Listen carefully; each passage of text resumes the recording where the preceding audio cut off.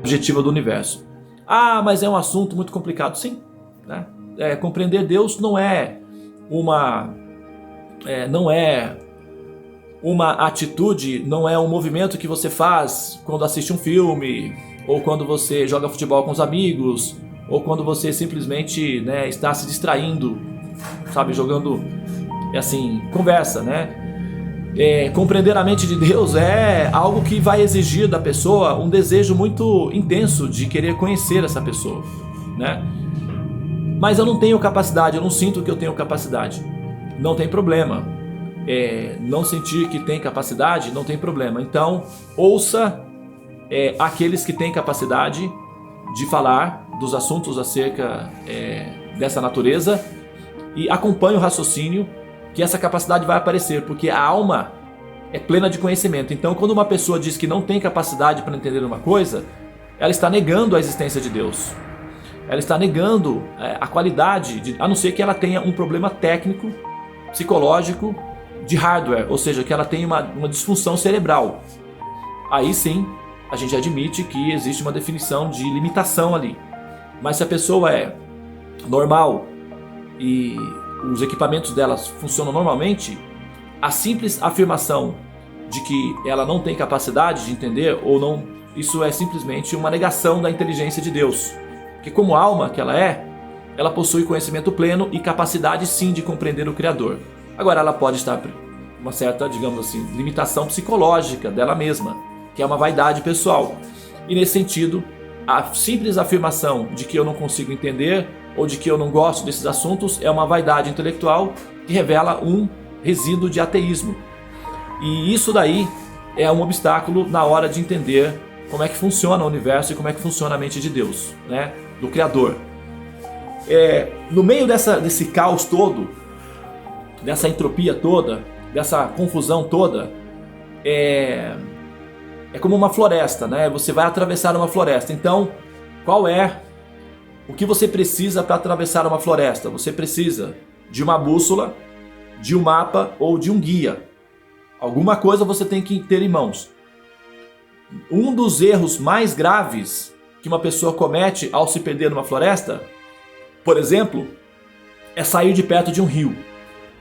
Porque os rios sempre vão levar a pessoa até uma situação em que ela vai ter mais pessoas por perto. Então ela nunca deve sair de perto de um rio. Ela deve sempre acompanhar o rio. E sempre que ela acompanha o rio, ela vai chegar perto de uma população, inevitavelmente. Ou mesmo que ela chegue no mar, ela vai acompanhando a margem do mar. Em algum momento ela pode encontrar, as chances dela de encontrar pessoas é muito mais provável acompanhando o rio do que saindo dele. Então, assim, uma pessoa que vai atravessar uma floresta, ela precisa ter noção geográfica da floresta, tem que ter conhecimento da floresta, ou ela tem que ter um mapa, e claro, evidentemente saber ler o mapa, ou então ela tem que ter uma bússola que aponte sempre numa direção, porque senão ela fica girando ao redor, ok? Ela fica girando ao redor. Vocês já assistiram filmes assim? Já viram isso? Que a pessoa numa floresta fica girando ao redor? Você já viu isso, Graziela?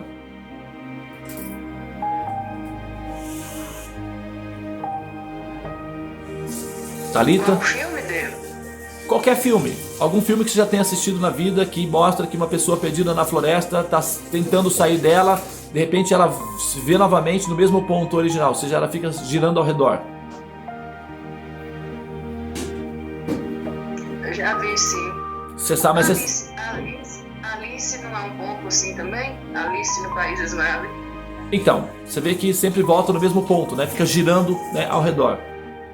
Então, esse movimento de ficar girando ao redor, esse é o samsara, é o ciclo de repetidos nascimentos e mortes. Por que que a pessoa fica girando ao redor dessa floresta, nascendo e morrendo constantemente? Falta a ela alguns critérios.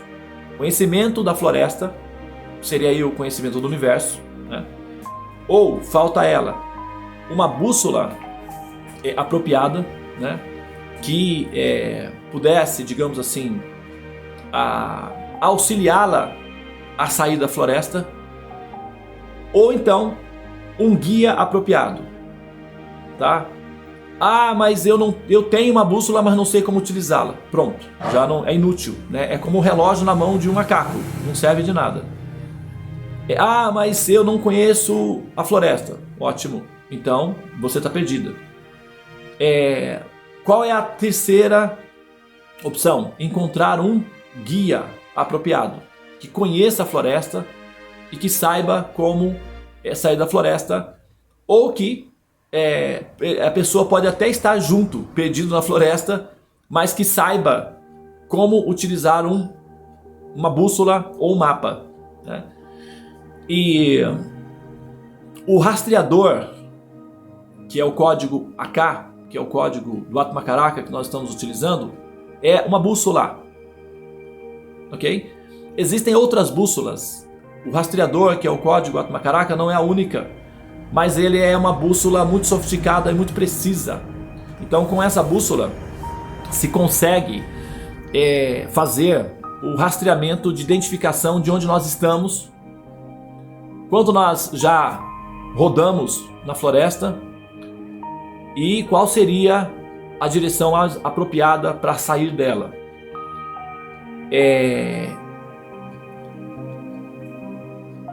Quando nós fazemos, né, a verificação desse código, primeiro que o código em si, não é? Ele não é uma criação de dentro, ou seja, um ser humano, ele não fez essa afirmação e depois correu atrás da afirmação, dando consistência, ou criando teorias e considerações para justificar essa afirmação original. Tá? Não é assim que funciona. O código ele é introduzido de fora para dentro, ou seja, vocês já assistiram esses filmes, esses programas de série Largados e Pelados na Floresta, de sobrevivência, séries de sobrevivência que aparecem nos canais aí? É muito interessante. Eles colocam lá uma pessoa lá numa floresta e joga para ela lá uma bolsa com alguns itens, e ela tem que se virar com aquilo ali para sobreviver. Então, e aí o pessoal dá uma assistência a uma distância, né? Mas a verificação é observar como a pessoa sobrevive com aqueles itens. E para a alma condicionada, aprisionada no ciclo do samsara, existem alguns itens soltos ao redor dela, tá? E esses itens, esses elementos que estão soltos ao redor dela, são funcionais para que ela possa se virar dentro da floresta do ciclo do samsara e se direcionar para sair dela.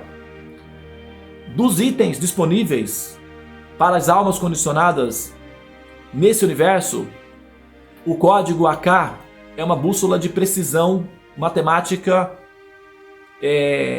assim, quase perfeita, tá? Ela só não é perfeita porque o jogador ou o analista ou aquele que está de posse da bússola é incapaz de acompanhar a precisão matemática da bússola. Então ela não é perfeita por quê? Porque ela não consegue fazer do jogador, ou seja, daquele que está utilizando a bússola,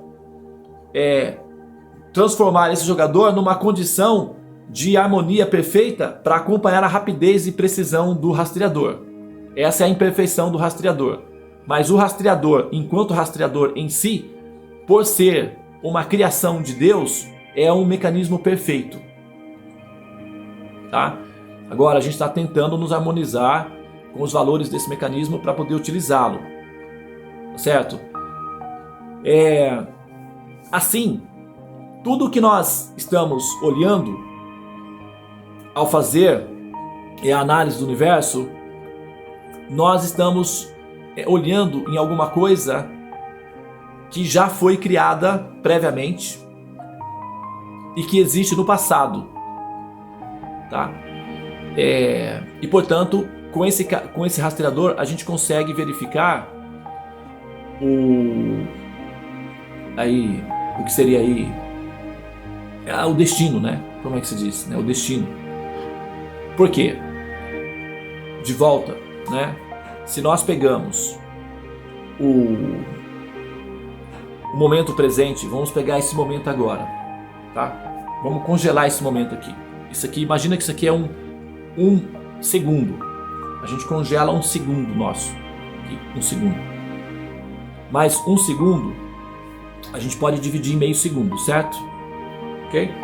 Então, vamos imaginar que nós dividimos esse segundo nosso, que é o momento presente onde nós estamos agora, dividimos ele em meio segundo. Vamos pegar esse meio segundo, vamos dividir de novo. Aí a gente tem metade da metade. A gente amplia e divide, amplia e divide, amplia e divide. Até onde nós chegamos com isso daí, Gandiva? Matemática. Certo? É o infinito, né? O que nós chamamos de infinito, que é uma probabilidade matemática inalcançável, que é o colapso da nossa capacidade de acompanhar o movimento da matemática. Então chamamos isso de infinito. Então, se a gente pegar o nosso segundo agora, o nosso momento presente, e formos olhar a origem desse momento presente, esse momento presente ele está simplesmente distante no infinito. Ok? Então, para poder corresponder a esse momento presente, para entender esse momento presente, nós precisaríamos afirmar que nós seríamos capazes de ir ao infinito, checar a origem desse infinito, o que seria um paradoxo, né? Uma contradição, depois retornar e afirmar que nós estamos no momento presente. Então, o momento presente é uma sugestão de realidade, é um programa. Ele é um componente do programa que faz você pensar que você está no momento presente. Esse momento chamado presente, ele já foi definido no passado, então a gente só pode olhar o passado. O presente, matematicamente, é uma probabilidade impossível. Então não existe de fato um momento presente. Ok? O que existe é um passado. Mesmo o futuro, quando nós olhamos para o futuro, ou quando nós vivenciamos o futuro, no momento em que nós estamos vivenciando esse futuro, ele já é o momento do passado. Então, é um filme que já está rodado. Ok? É um filme que já está rodado. Enquanto você está vivendo o filme, a sensação que você tem é de que você está vivendo o filme. Quando você sai do filme e olha, você observa que o filme já foi rodado. Então, isso é basicamente o que nós chamamos de karma. As leis da relatividade geral prevêem isso. Tá? Por isso que se fala de viagem ao passado. E se existem muitos pesquisadores sérios tratando de estudar esse contexto, que são viagens ao passado. Porque a lei da relatividade geral prevê que as coisas já estão definidas. Tá? E isso não é esotérico, isso é uma lei da física. Não é nem da física quântica, é da física mecânica mesmo. É da física newtoniana, da física mecânica. Então, se a gente toma isso como base, nós podemos afirmar que, ao analisarmos o mapa astral de uma pessoa, essa análise ela corresponde com as leis da relatividade geral. Ou seja, basicamente o que nós estamos fazendo é checando as leis da relatividade geral. Ao analisar um mapa, nós estamos seguindo, mesmo sem saber, os critérios de funcionamento que foi conhecida como lei da relatividade geral. Mas, porque foi o nome que o professor deu, né? Então ficou assim.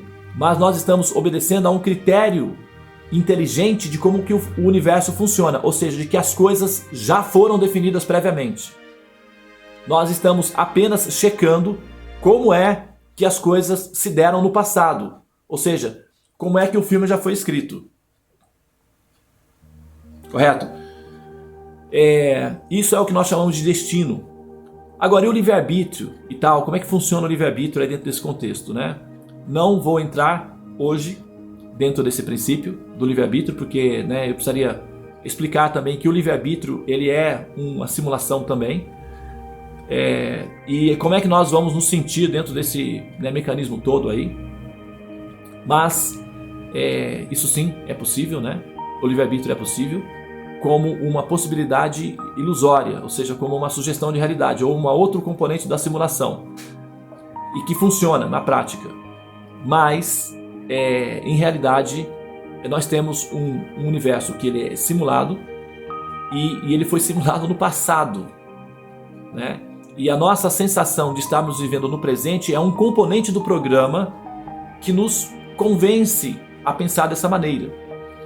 E a funcionalidade terapêutica de tudo isso daí é simplesmente, não é, que nós, enquanto consciências, amadureçamos, despertemos a nossa natureza original de Atma, que somos almas, e portanto não apenas assim, o despertar do ponto de vista intelectual, mas o despertar do ponto de vista emocional, ou seja, ter uma emoção de alma, o que implica necessariamente em compaixão, porque essa é a natureza original da observação do que acontece com as pessoas, com as almas, quando elas despertam, quando elas evoluem.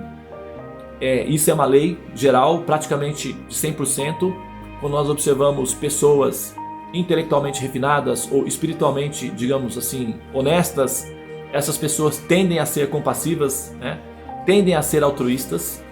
Isso significa que necessariamente todo ser que evolui fica altruísta, ou todo ser que progride renuncia ao egoísmo e à violência e permanece no estado de potência compassiva. Então isso é uma observação, não é uma afirmação religiosa, nenhum esforço que nós temos que fazer para acreditar, para que torcer para que seja assim de fato. Não, tem certas coisas que, sabe, a fé é um ponto de partida apenas. A fé não é uma definição absoluta. A fé é só um ponto de partida para você começar as coisas. É a razão e a observação que definem de fato como as coisas funcionam e quando você alcança segurança como consequência da observação. O nível de fé em que você tem que ficar acreditando, só define a sua fragilidade ou a nossa ignorância, né? E a fé é um ponto de partida, tá? Não é o resultado final de um esforço intelectual, não é a fé, tá? A compreensão é o esforço, é o resultado final do exercício da fé. Mas então, como a gente tem, né, um universo que ele basicamente é uma simulação e ele já está definido previamente como um filme, né, previamente definido, então o rastreador AK se torna um instrumento importante na verificação, porque com isso nós verificamos qual é o nível de liberdade da ilusão, ou seja, o quanto tempo essa alma está iludida, quais são as chances dela de entender a situação de ilusão em que ela está e como essa alma iludida será capaz de desenvolver o desejo de não estar mais iludida. Basicamente, essa é a função desse rastreador: explicar o nível de ilusão em que a pessoa está envolvida, oferecer informação mediante a qual ela terá a capacidade de desvencilhar-se do autismo radical imposto por essa ilusão, que a convence a acreditar que ela e o personagem dela são a mesma coisa, dar uma informação panorâmica da situação em que ela está dentro da floresta, em qual área da floresta ela está, e direcionar para qual área ela pode ser resgatada. Nesse programa Largados e Pelados, que é muito interessante porque ele é um reflexo da situação, da condição da alma, né? Quando a pessoa completa o ciclo de testes, ela então recebe um mapa, e esse mapa indica para qual região ela deve ir para ser resgatada. Até sugiro que vocês assistam alguns episódios para vocês entenderem melhor a metáfora que eu estou dando aqui, que vocês vão, né? Assim, é bem divertido o programa também, viu? Então ela recebe um mapa e o mapa indica qual é a área onde ela será resgatada, tá certo? Então, é assim mesmo que funciona no processo de liberação, tá certo? Você que já está aí né, envolvido nesse samsara, nessa roda, nascendo e morrendo, e que já está meio um pouquinho chateado com essa história aí, então que está querendo parar com isso, vai precisar de um mapa que mostre a sua situação, onde você está e onde você pode ser resgatado, tá? o resgate vai vir, ok? Isso é parte do programa, é 100%, é 100% garantido que funciona assim. Começa com fé, é um ponto de partida, tá? Depois, a sua compreensão vai permitir com que você entenda que as coisas são muito mais complexas do que uma questão de fé, tá? Quando entra o princípio da compreensão propriamente dita, tá bom? Então a minha situação, dentro desse contexto, é informá-lo de que, caso você tenha a predisposição de utilizar esse recurso, a sua liberação é uma consequência natural, tá? Às vezes eu falo isso e, devido aos limites religiosos que as pessoas têm, aos preconceitos religiosos que elas têm, elas fazem um julgamento de mim do ponto de vista de um arrogante. Tudo bem, isso é o limite dela. Não é tão tudo bem assim, porque ela vai acabar continuando aprisionada. Então, não adianta focar em mim. Essa afirmação não é minha. Eu não estou criando nada, eu não inventei nada, eu não sou o senhor desse mecanismo, absolutamente. Tá? Eu estou dentro da floresta também e simplesmente eu tenho conhecimentos técnicos de como utilizar essa bússola. Apenas isso. Tá? Então, se alguém quer atribuir algum valor absoluto a esse mecanismo, então, por favor, remeta-se aos Vedas. A responsabilidade de todas as afirmações são dos Vedas e não minhas, tá? Então, se eu digo para você que esse rastreador ou entender esse comunicador vai permitir com que você compreenda a mente de Deus e vai permitir com que você seja resgatado desse mundo material e que você vai sair desse mundo material, e que eu estou afirmando isso com 100% de garantia, eu estou afirmando isso, que você será resgatado desse mundo material, que você sairá desse mundo material, não olhe para mim, não foque em mim, esse Devananda é um arrogante, ele é pretensioso, quem ele é para dizer isso? Eu não sou ninguém mesmo, não estou falando para vocês, tá, pessoal? É que isso vai ficar gravado, então outras pessoas vão assistir, e isso daí é para quem tem essa mentalidade, tá? Mas não adianta focar em mim, tá? Focar em mim é um erro de cálculo, é simplesmente é perda de tempo. Vai focar em mim, vai simplesmente cair no buraco, porque primeiro que o Devananda é só ele tem uma funcionalidade terapêutica dentro do programa, ele é um personagem, eu estou vivendo esse personagem, estou de posse dos mecanismos disponíveis para esse personagem, mas o Devananda não é o foco, tá, da questão, ok? Foque no conhecimento védico. O conhecimento védico faz essa afirmação, tá? Você está 100% destinado a libertar-se desse ciclo de nascimentos e mortes, quer você queira, quer não, e aí já é um problema pessoal seu, de limitação ou não. Mas a afirmação é essa: a alma está 100% destinada a sair desse mundo material, e isso tem que acontecer em algum momento, e a pessoa precisa saber disso daí de uma maneira sóbria, não como religião, que ela vai, reza e torce para que seja assim. Não, isso é uma fase apenas. Chega um momento em que a informação acerca de Deus deixa de ser uma questão de fé para se tornar uma questão de compreensão. É uma questão simples. O amadurecimento chega à compreensão. E nós estamos num momento histórico da humanidade em que, olha que contradição interessante, né? Que apesar de que parece que o ateísmo toma conta, é o momento único em que em nenhum momento histórico da história desse planeta o ser humano teve tantas condições de compreender a natureza da existência de Deus, né? E a nossa missão é simplesmente tornar isso daí viável, compreensível e facilitar para que os jogadores de boa vontade, que não estão preguiçosos em relação à utilização da sua inteligência, que quando nós nos abrigamos na religião e praticamos a religião e jogamos a responsabilidade para a religião, isso de certa forma é ainda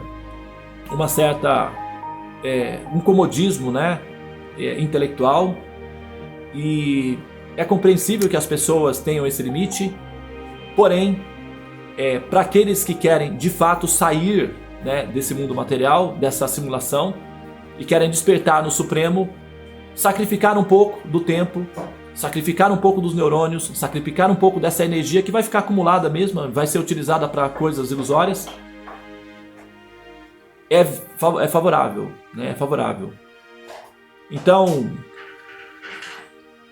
nós temos nas mãos uma oportunidade interessante, boa, de tornar acessível o conhecimento mediante o qual as pessoas serão capazes de compreender a mente criativa do Supremo, apreciá-lo e até, assim, para aqueles que são mais radicais na sua conquista do Supremo, amá-lo, né? Porque é natural.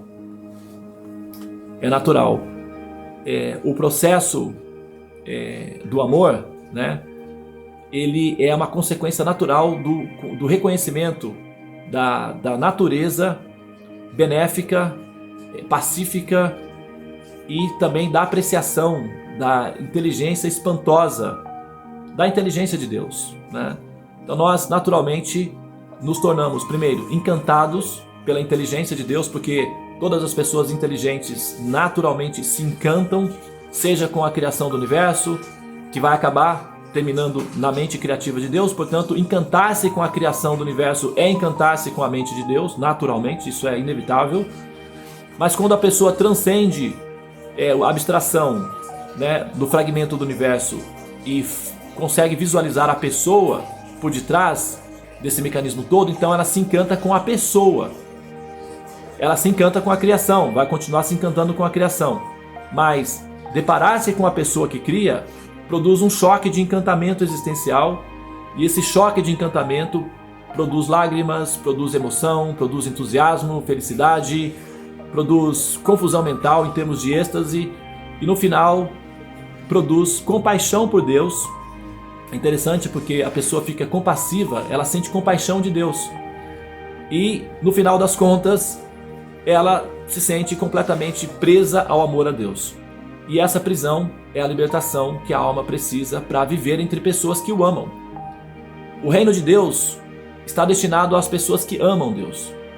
E o amor a Deus não acontece lá, quando chega lá, não, acontece em toda parte, é absoluto, acontece aqui já. Só que para isso é preciso que a pessoa se desvencilhe dos preconceitos, é preciso que ela se desfaça das ilusões e das falsas acusações que se enraizaram no coração e que impedem que ela sinta esse amor, né? E para isso é necessário conhecimento, sim, porque existem muitas falsas filosofias, acusações disfarçadas de afirmações positivas, e tudo isso tem que ser eliminado para que a pessoa possa claramente visualizar Deus e amá-lo, e não apenas rezar para Ele, porque a ideia de que Deus precisa de reza, sabe, é uma história totalmente assim, embrionária, ou seja, é canista, é muito básica, é só para quem não entende Deus. Rezas são terapias de grupo funcionais para nós, almas condicionadas. A pessoa Deus não tem nenhuma necessidade das nossas orações, de que nós rezemos para Ele, de que nós o adoremos, nós o glorifiquemos. Isso é para nossa cura. Depois que nós estamos curadas, o relacionamento com Deus se dá por êxtase de amor e por compaixão dele, exatamente, né? Então, assim, não é num certo nível, no nível em que nós estamos analisando, ao identificar, ao conhecer bem como é que funciona esse rastreador, para nos permitir ter uma visualização de como é que nós estamos dentro da floresta e como sair dela, é um ato de misericórdia para com almas rebeldes, almas egoístas, almas infantis, que acham que todos os outros são servos dela e que, portanto, todos os outros não fazem senão a obrigação de sustentá-la e de servi-la. Então esse egoísmo infantil da alma condicionada é o que mantém ela presa, nascendo e renascendo num corpo decadente de carbono que produz dores e sofrimentos. Nós queremos sair dessa condição de prisioneiros e sermos libertos. Portanto, um exercício apropriado para isso é passar a pensar em termos de servir a humanidade e não de explorá-la, né? E isso é a capacidade que nós temos de ser seres evoluídos, tá bem? Muito bem, pessoal, vamos terminar aqui. Eu hoje, né, assim, na verdade não falei tecnicamente do sistema, né, do sistema K. Eu falei basicamente sobre, falei basicamente sobre a forma como nós podemos nos valer desse recurso para termos um norte e uma orientação objetiva acerca de como proceder para, enfim, viver a vida e sair dela, tá? Agora não vai dar tempo de a gente parafrasear, né? Não vai dar tempo de nós trocarmos informação. Já são 6 horas e 15 minutos. Na próxima semana, sim. Aí é porque como nós fiquei um tempo sem falarmos desse assunto, eu estou recontextualizando para a gente lembrar o que nós estamos fazendo, porque senão a gente fica falando de um assunto como de uma maneira esotérica, né? Assim, como uma coisa mística, sabe? Como a gente fala às vezes de coisas assim abstratas, esotéricas, sem uma definição muito clara do que nós estamos fazendo. Muito bem, Hare Krishna, Namastê. Eu vou apenas então fazer o mantra de introdução para a gente já dar início, né, à nossa, enfim, né, a nossa investigação de hoje, né, a nossa dissertação de hoje.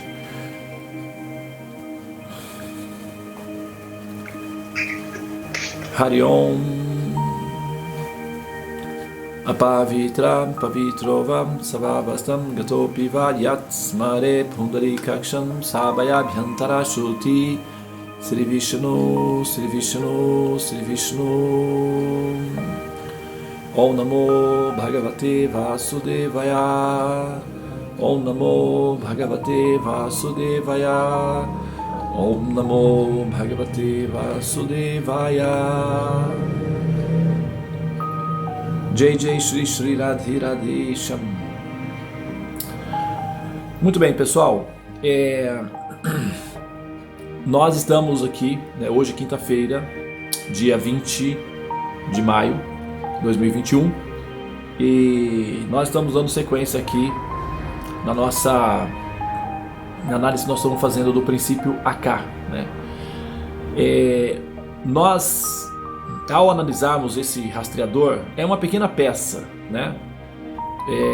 Eu acho que alguns de vocês já ouviram falar em fractais, ou no conceito de fractal, né? Ou de holograma, por exemplo, conceito de holograma. Fractal, holograma, eles são mais ou menos parecidos num certo nível. É que você pega uma peça, um pequeno fragmento do holograma, de um holograma, ele contém dentro dele todas as informações do conjunto, né? É exatamente o que descreve o verso que nós lemos ontem do Upanishad, Om Purnan Purna Purnamidam, que significa que, embora muitas unidades completas emanem do todo completo, ele permanece em equilíbrio perfeito. E todas as unidades perfeitas emanadas do todo completo são completas em si mesmas. Essa é a qualidade do absoluto. Então é um holograma, né? Como um fractal. Todos os componentes, cada pedacinho dos componentes revelam a estrutura do componente como um todo, na sua base essencial. Então, num certo sentido, nós, ao fazermos o rastreamento ou a investigação desse fragmento do universo, que é o rastreador AK, ou se nós, por exemplo, pegássemos um grão de areia de uma praia deserta de uma ilha do Caribe, ou até mesmo um asteroide vindo dos confins do universo, que nós não sabemos exatamente de onde veio, mas que eventualmente parou, né, na Terra, e nós recolhemos esse fragmento, levamos para o laboratório. Então temos um grão de areia de uma ilha deserta do Caribe, nós temos um meteoro vindo de uma região dos confins do universo. E podemos também, recolher o pelo de um gato aleatório e colocar essas peças todas diante de nós no laboratório.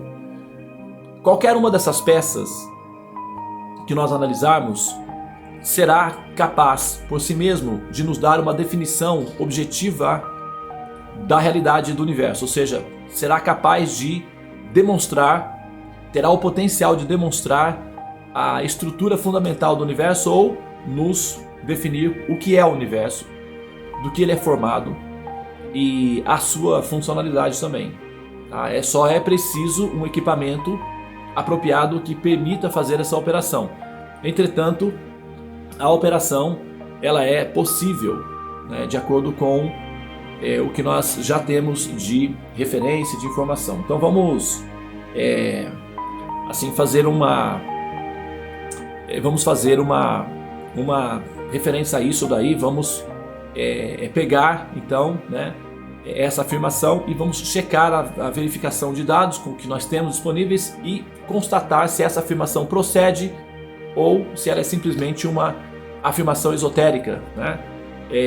Dessas que, né, as pessoas podem mencionar porque não podem ser comprovadas, então fica no campo místico, e no campo místico é uma democracia informal, absoluta, então todos podem fazer a sua contribuição, porque não há regulação, então tudo é válido e ao mesmo tempo nada é comprovável, e tudo fica no campo da intuição e do misticismo, sem uma definição de realidade, portanto também sem uma consistência de fato, né? Fica mais para uma diversão intelectual, uma distração intelectual ou uma ocupação, né? Uma terapia de ocupação intelectual do que uma definição de realidade sustentável ao qual alguém pode de fato definir-se naquela direção a ponto de responsabilizar-se também pela segurança emocional ou existencial de outras pessoas.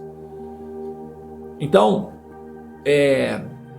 qualquer um desses elementos, havendo, digamos, vamos colocar aqui a origem de todos esses fragmentos fosse um ponto em comum, tá? Então, nós, em qualquer direção que nós formos, nós vamos encontrar esse ponto comum absoluto por detrás desse fragmento, tá? Então, se a gente pega cada um desses fragmentos, o pelo do gato, vamos quebrar em pedacinhos, né? Vamos cortar em pedacinhos esses fragmentos. Esses pedacinhos eles vão ficar cada vez menores, e a cada movimento que nós fazemos para cortar esses pedacinhos, nós vamos ter que injetar energia, porque é preciso energia para poder medir a energia, né? Então você pega uma faca, por exemplo, e corta uma banana, o ato incrível, mas é insignificante do ponto de vista da observação coletiva, mas individualmente, ou seja, no hiperfoco, quando você corta uma banana ou quando você come uma banana, você está contribuindo para a degradação do universo, ou seja, a destruição do universo. Então você está destruindo o universo, tá? Por quê?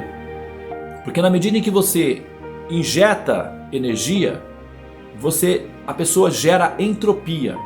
Entropia é uma qualidade que demonstra, ou com a qual nós medimos a funcionalidade racional do elemento tempo, ou seja, que as coisas saem de uma entropia zero e chegam a uma entropia absoluta.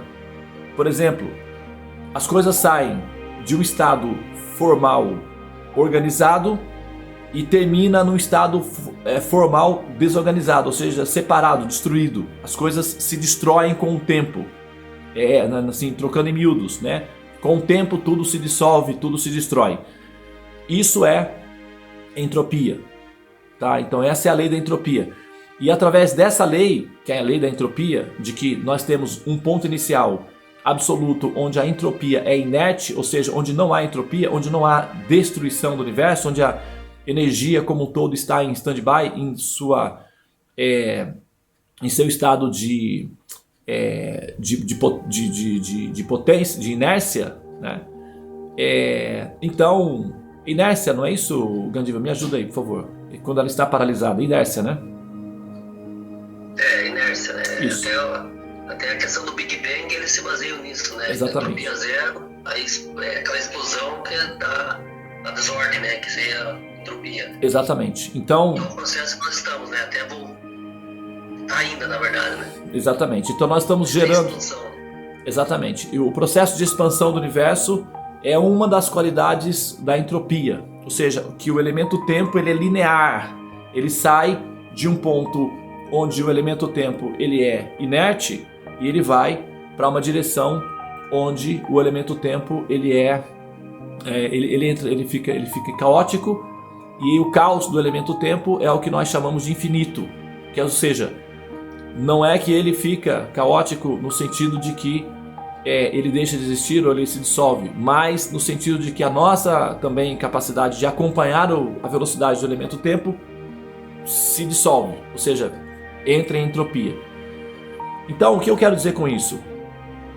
Que se nós, na medida em que nós vamos estudar o universo, nós estamos destruindo esse mesmo universo, ou seja, alterando esse universo, tá? Para dar um exemplo, vamos supor, você quer fazer uma conta matemática na sua contabilidade da sua casa, sua empresa, etc. Se você vai fechar a conta, só que para fazer a conta você tem que comprar uma calculadora ou uma caneta. Pronto, você já altera a contabilidade da casa, entendeu? Para fazer uma conta, você tem que ir até o supermercado comprar uma caneta. Então você vai entrar no carro, você vai gastar gasolina, você vai, talvez, gastar o seu equipamento, vai no supermercado, compra uma caneta, gasta a caneta, volta para casa, você gastou a sua roupa, você ficou com fome, aí você vai, você come. Então você cria toda uma desordem na contabilidade simplesmente ao tentar fazer a contabilidade, digamos, tá? Só um exemplo. Então a entropia é mais ou menos assim. Gera-se uma desorganização no universo pelo simples ato de tentar organizá-lo, ou seja, ao tentar se compreender a sua organização, se gera uma desorganização automática, tá? Então você nunca tem uma probabilidade absoluta de observação. Sempre que o observador produz um efeito ao tentar observar o objeto observável, ele altera o objeto observável, alterando, portanto, a estrutura do universo. Então ele nunca tem, de fato, uma definição do universo de maneira precisa e, portanto, ele nunca consegue afirmar de fato a natureza estável do universo, ou seja, que ele não consegue alcançar a realidade do universo na sua forma que ele está estudando ou que ele está observando, tá? Essa é uma informação. Agora, a gente pega essas pecinhas aí, essas pequenas pecinhas, e a gente começa a destruir essas pequenas pecinhas. Nós vamos chegar, porque nós estamos, o rastreador AK, o qual nós estamos estudando, que é o nosso foco, ele na verdade, ele é um rastreador que ele mais ou menos não, ele caminha junto com o tempo, o elemento tempo. Então nós, inclusive, a matéria-prima da astrologia é o elemento tempo. Nós analisamos o tempo. O karma, que é o processo do retorno, né? Que é o mecanismo que mantém a alma dentro do samsara, que é o zodíaco natural, né? Que é o processo dentro da roda do samsara. Então esse elemento, esse fator, karma, esse mecanismo, ele pressiona a alma para ficar dentro de um limite. E esse limite é a roda do samsara. E a roda do samsara é basicamente a manifestação do elemento tempo, sob a forma do rastreador, né, do fragmento que nós conhecemos como lei do karma.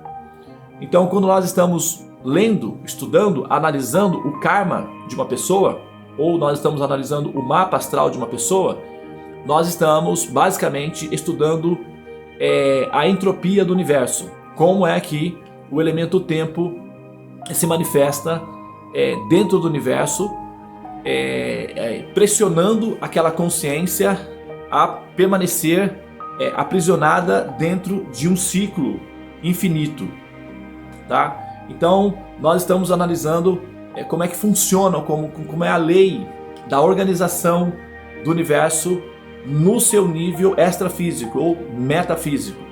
Para compreender bem, né, a função metafísica, a negligência da física é um capricho, uma vaidade intelectual. Então, assim, espiritualistas, místicos, que simplesmente ignoram o funcionamento do universo ou que têm preguiça de entender o funcionamento do universo, na verdade, dão uma demonstração de descaso, de desinteresse pelo criador desse universo, ou seja, pela mente criativa do universo. Portanto, é uma mensagem negativa dessa pessoa em relação à compreensão que ela tem da funcionalidade objetiva do universo e também do criador desse universo, ou dos universos, que é a própria suprema personalidade de Deus. Ah, mas eu não me interesso por assuntos científicos, eu só me interesso por assuntos espirituais. Isso é vaidade. Por quê? Porque as coisas não são separadas, isso é um separatismo. Esse separatismo, esse dualismo, esse separatismo, ele é basicamente um ateísmo disfarçado. Parece ser espiritualidade, mas na verdade é ateísmo disfarçado. Por quê? Porque do ponto de vista da análise do universo, ele é um princípio, né, criado, é uma manifestação, e essa manifestação ela tem uma origem existencial. E essa origem nós estamos colocando como ponto de referência o Criador. Portanto, nós já estamos aí falando da mente. Quando a gente fala o Criador, né, que ele está criando o universo, naturalmente e necessariamente nós estamos falando dos processos criativos de Deus. Portanto, nós estamos estudando a mente de Deus. É uma análise psicológica de Deus, tá? Ao olhar... Oi. Só para complementar, não sei se é válido isso, tem a lei de Lavoisier que diz que nada se perde, tudo se transforma. Então, o que dá para fazer uma inferência, né, que a mente de Deus não é porque o universo está expandindo, está entrando em entropia, que vai tudo sumir, desaparecer. Não, vai se transformando, como a meta do universo é evolução, aquilo vai se transformando, vai se rearranjando, vamos dizer assim, a matéria, a energia, no sentido da evolução, né, no sentido da melhoria, né? Então seria um fim, né? Porque como é uma realidade simulada, não faria sentido acabar, e sim se transformar. Exatamente. Porque nada se perde, se transforma. Exatamente. Isso Lavoisier falou, né? Não, na verdade o Lavoisier ele fez o download, né, da informação e tornou disponível a informação, né? O fato de ele ter falado não confirma, né, o fato em si. Uma coisa pode ser falada e os fatos, né, a observação não ser confirmada, com muitas teorias. Mas essa afirmação... Mas as reações químicas, né, ele demonstrou... Então, exatamente. Essas afirmações, elas, né, são observáveis e elas, né, são comprováveis. Então, o que ele fez foi uma exposição, né, de como é que funcionam, de como é que funciona o mecanismo do universo. Então, como você bem mencionou, as coisas tendem a voltar para o seu estado original, onde o nível de entropia é zero, né? Ou seja, na forma de energia de inércia, ou seja, tudo estável. Agora, se a gente está, vou voltar lá no meteoro, no pelinho do gato, lá no grãozinho do Caribe, a gente pega essas pecinhas e vai cortando os pedacinhos, cortando os pedacinhos. A tendência é nós chegarmos ao estado original dos elementos que compuseram esses três elementos diferentes, tá? E nós vamos verificando o que a gente já tem de informação atualmente, né? Átomos são formações de átomos, formações moleculares, atômicas, subatômicas, pecinhas cada vez menores, até que nós chegamos ao nível de realidade que nós já temos, né, assim, dados dados consistentes dentro da área, né, da pesquisa científica, principalmente na área da matemática, de que por detrás de todos esses elementos nós vamos encontrar um fator abstrato, que é a própria matemática, tá? Então, a termodinâmica é uma área da ciência que verifica como é que a energia faz com que as coisas se movimentem, ou o que é a energia, tá? O professor Einstein, ele ganhou o prêmio Nobel, né, estudando a termodinâmica, e com isso ele gerou a fórmula, o E/mc², a fórmula lá que define que a energia cria massa, e na verdade a massa é a energia em movimento, tá? Então, se a gente pega essa informação, que é basicamente uma informação simples, e nós pressionamos essa informação no seu estado absoluto, nós vamos chegar na verificação da energia, né? O que é a energia. E ao analisar, porque como tudo é energia, como as pessoas dizem, né? Tudo é energia e tal. Ao se analisar a energia na sua constituição, do que ela representa, o que ela a afirmação mais segura que nós podemos fazer, em última instância, é de que a energia, ela é basicamente a matemática em movimento, tá? Então, porque na análise final as coisas se concluem em matemática, e esse é o resultado final tanto da entropia quanto da observação da natureza da consistência do universo. Por exemplo, a água, o movimento que a água faz, né? Ela está lá no rio, ok? Ela é evaporada no mar, né? Ela está lá no mar, ela é evaporada, as nuvens levam ela para uma montanha, solta ela na montanha. Ela fica armazenada lá num rio, sei lá, congelada em algum lugar. Depois vem, tal, descongela, ela começa a descer. Uma gotinha, imagina uma gotinha de água, tá? Recolhida do oceano, vai lá nos Himalaias. Aí degelou, desceu, vai para o rio. Vai descendo montanha, atravessa cidades, campos, e finalmente, onde é que ela termina? De volta no oceano. Correto?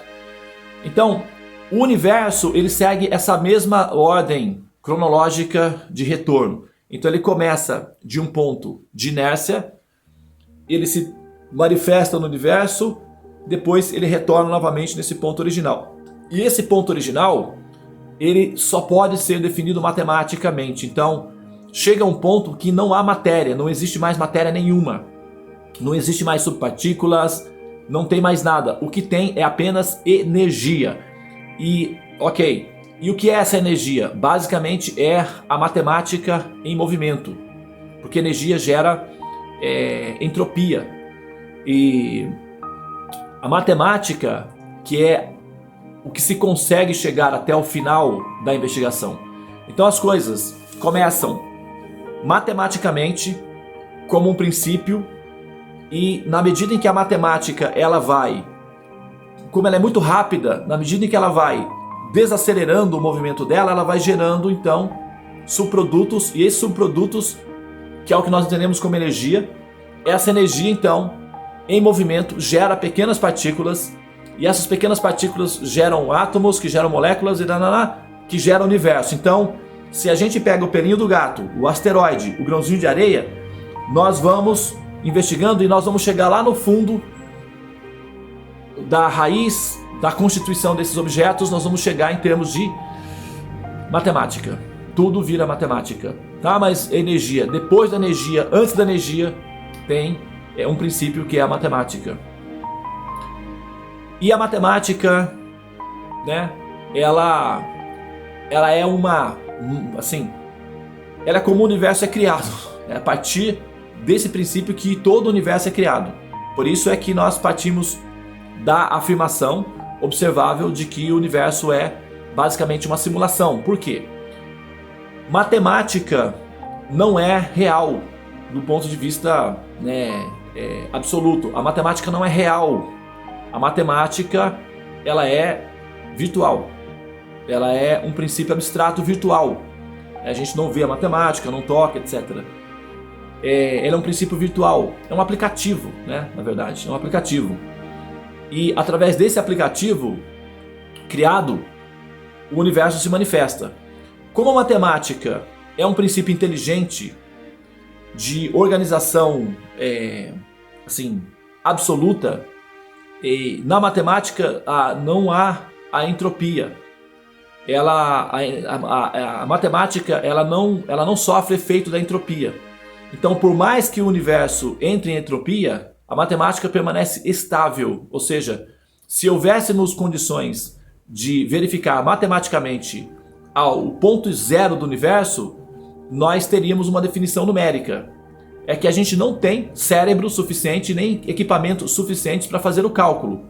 Porém, é assim, teoricamente possível calcular matematicamente a origem do universo. É que não temos equipamentos, ou seja, não temos estrutura para contabilizar essa matemática. Porém, ela é estável. É possível analisar matematicamente isso daí.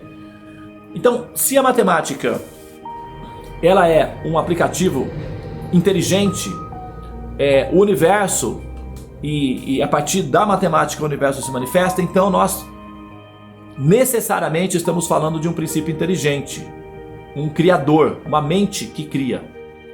Tá? Não tem nada a ver com acreditar. Isso absolutamente não tem nada a ver. Eu posso ser um ateu e afirmar isso daí. Na verdade, esquece que eu sou um Hare Krishna, esquece que eu sou um devoto de Vishnu. Nesse momento eu sou um ateu. E ao observar o movimento do universo e a qualificação do universo do ponto de vista da matemática, eu sou necessariamente obrigado a afirmar que atrás do universo tem um princípio criador inteligente. Eu nego a existência de Deus. Eu posso até afirmar que não é Deus. Eu posso até afirmar que é um alienígena, um ET. Ou posso afirmar que eu não sei o que é. Mas eu preciso necessariamente afirmar que eu estou lidando com uma inteligência racional e organizada para criar esse princípio. Agora, que tipo de inteligência é essa? Uma inteligência nível ET não seria suficiente para definir isso daí, porque os ETs estão dentro do universo e os ETs seriam um ET de fora do universo. Então, se é um ET de fora do universo, aí nós já estamos falando de um ET nível Deus. Então eu já estou admitindo Deus, tá certo? Pode até ser que eu não tenha condições de admitir que esse Deus seja um princípio benéfico, que o modus operandi Deus ou que a realidade de Deus necessariamente seja algo benéfica para a existência. Mas ao menos do ponto de vista conceitual ou matemático, partindo de um princípio racional, sem preconceitos, simplesmente de uma afirmação científica, necessariamente eu, enquanto ateu, devo admitir, simplesmente por uma questão de honestidade e logística filosófica, de que sim, eu estou lidando com uma inteligência criativa. Tá? Então, assim, a ideia da existência ou não de um valor Deus é algo que atualmente, com os dados matemáticos e a física que nós temos, é uma discussão passada, é um fóssil filosófico, ou seja, isso está superado. Então não existe mais a preocupação se há ou não Deus. Quem está nesse nível de preocupação é porque são pessoas ignorantes, não entendem ou não estão atualizadas em termos dos conhecimentos que nós já temos disponíveis no planeta. Então são pessoas ignorantes. Se há ou não Deus, eu acredito em Deus. Não tem... Inclusive pessoas que dizem eu acredito em Deus, elas estão ultrapassadas. Não existe mais essa afirmação eu acredito em Deus. Não há mais necessidade de fazer essa afirmação, porque essa afirmação eu acredito em Deus define a ignorância da pessoa. Não tem mais isso daí. Isso daí já ficou superado. O que nós podemos falar a partir da observação que nós fazemos qual é a natureza desse Criador? É boa ou é ruim? É bom saber que existe um Criador por detrás do universo? Isso é bom? É uma boa notícia ou é ruim? Aí é um outro nível de discussão. Então vamos analisar para ver se funciona ou não. Mas a discussão de que se Deus existe ou não é algo superado, e a afirmação de que eu acredito em Deus revela uma desatualização do conhecimento. E por isso que nós afirmamos que as pessoas que não se interessam pela criação de Deus, elas, de certa forma, elas estão demonstrando uma certa vaidade, né, intelectual e até um certo nível de desrespeito ao Criador. Nesse sentido, um cientista, mesmo que seja um ateu, estudando a natureza do universo, estaria muito mais do ponto de vista de uma apreciação de Deus que uma pessoa rezando dizendo que acredita em Deus. Só não estou afirmando que é assim, só estou colocando como metáfora. Por quê? A investigação do universo necessariamente levará a Deus. É o que Krishna diz no Bhagavad Gita. Krishna faz a seguinte afirmação: aqueles que pensam que Sankhya Yoga e Bhakti Yoga são diferentes um do outro estão mergulhados numa ilusão. Agora, imagina que, por exemplo, eu sou um Bhakta. Bhakta significa devoção, Yoga significa união a Deus. Eu sou um Bhakta, um devoto de Deus. E eu estou lá devotando, me colocando na devoção a Deus, e ao mesmo tempo eu estou dizendo que a observação do universo é algo que é assim uma ignorância, é uma perca de tempo, etc, patati, patatá.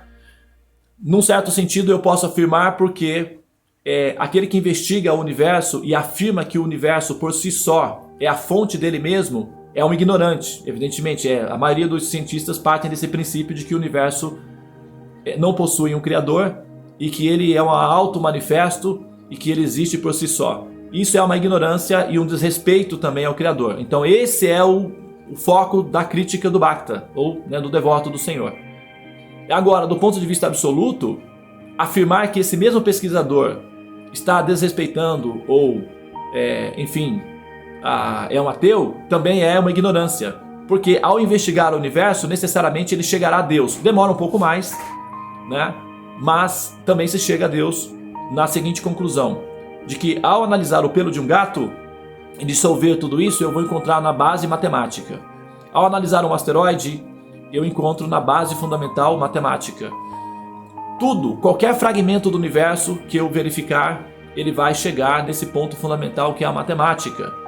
E nesse sentido, a matemática, não sendo real, sendo um princípio criativo, como um aplicativo, necessariamente eu preciso de uma mente inteligente capaz de organizar esse aplicativo. Então, como cientista, eu chego a uma situação em que inevitavelmente eu preciso afirmar uma mente criativa por detrás disso daí.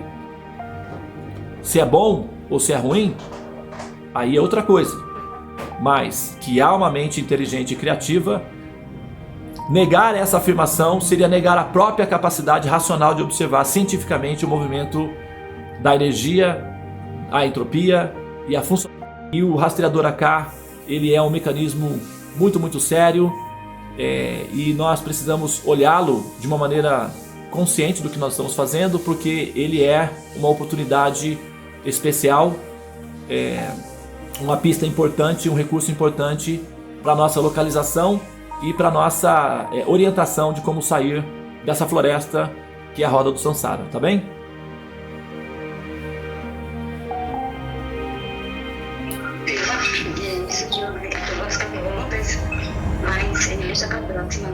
Isso. Por exemplo, nessa aula de Kali, porque se você tiver isso, eu tenho que falar.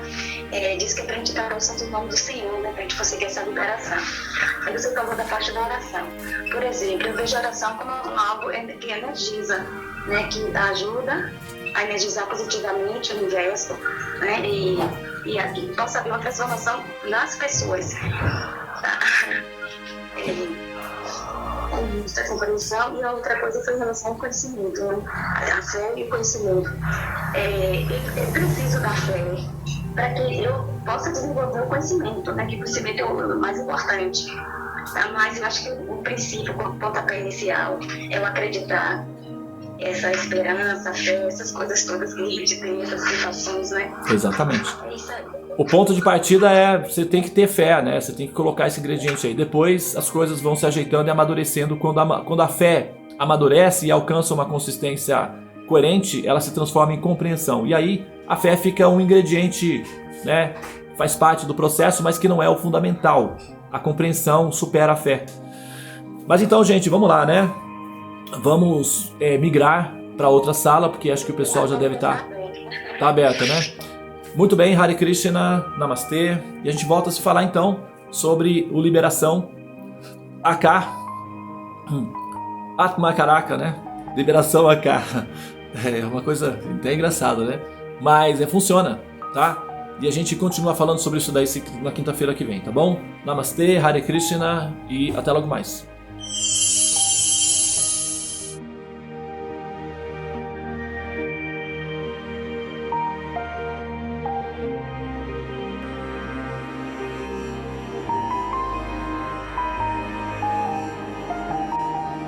Hare Krishna, Hare Krishna, Krishna Krishna,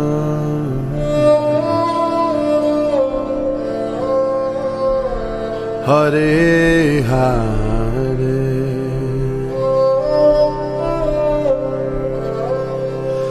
Hare Rama,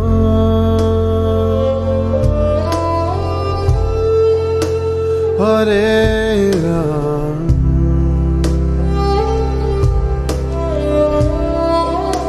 Rama Rama,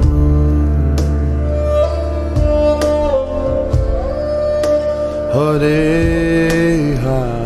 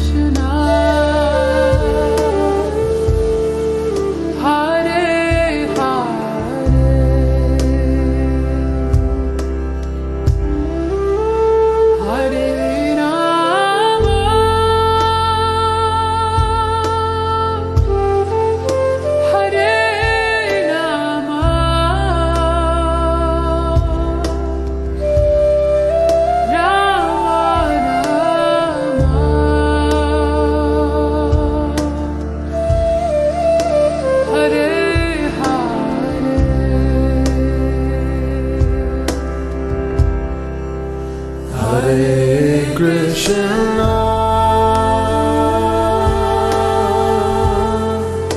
Hare Krishna, Krishna Krishna,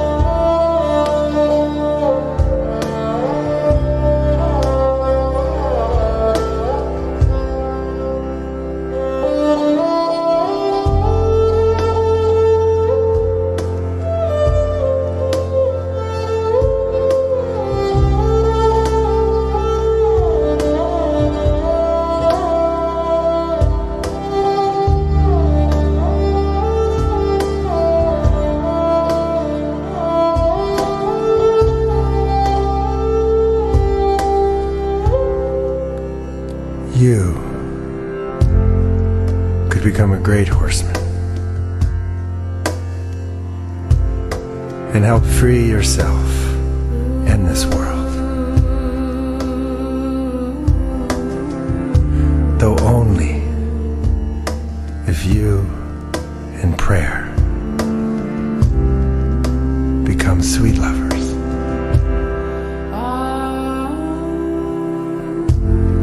It is a naive man who does not think we are engaged in a fierce battle.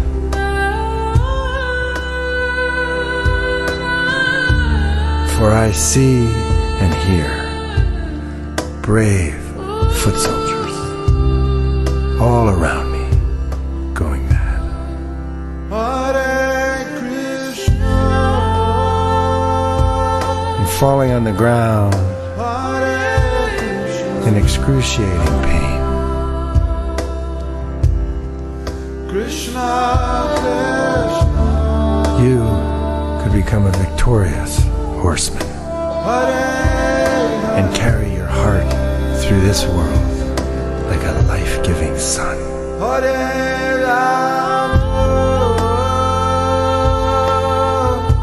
Though only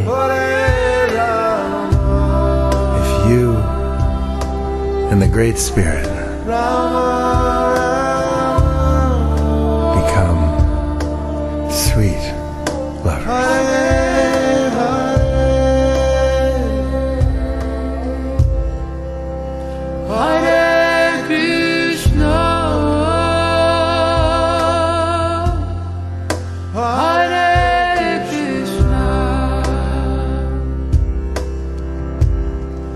Krishna,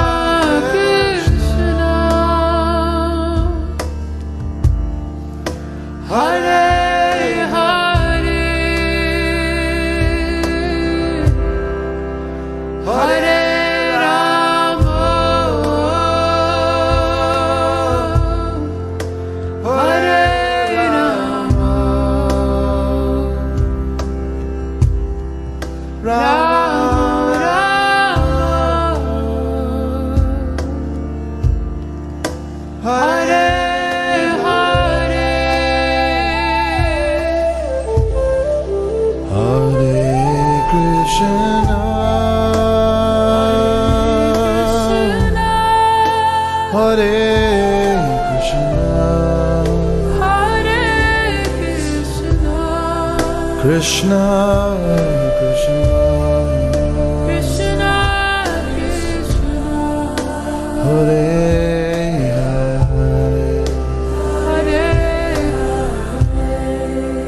Hare Hare Rama, Hare Rama,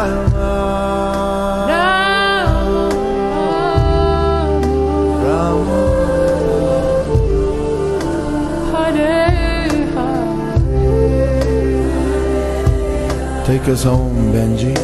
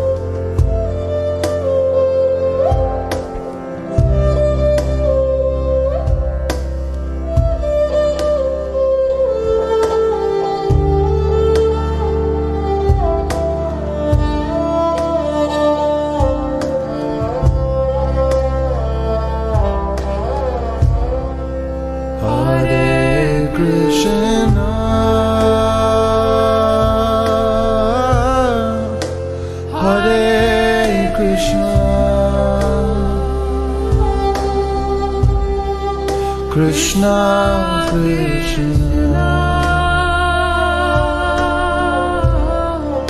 Hare Hare,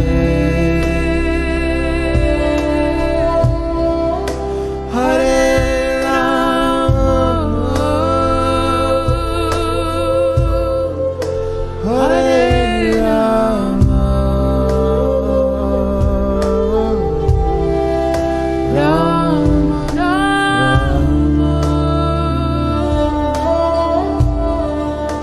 Hare